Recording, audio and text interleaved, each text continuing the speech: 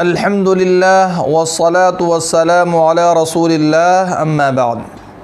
سوال یہ ہے کہ اگر کسی شخص کو لقوہ مار دے تو کیا مریض کے لقوہ زدہ حصے پر کبوتر کا خون لگا کر علاج کرنا درست ہے؟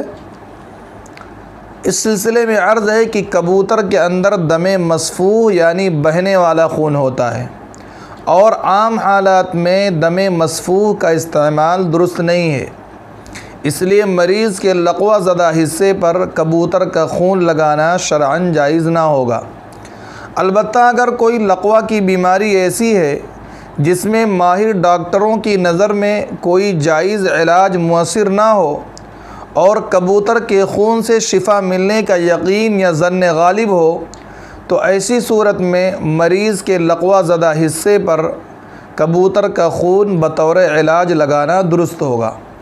اللہ رب العزت والجلال ہمیں شریعت کے مسائل پر عمل کرنے کی توفیق بخشے۔ وآخر دعوانا ان الحمد للہ رب العالمین۔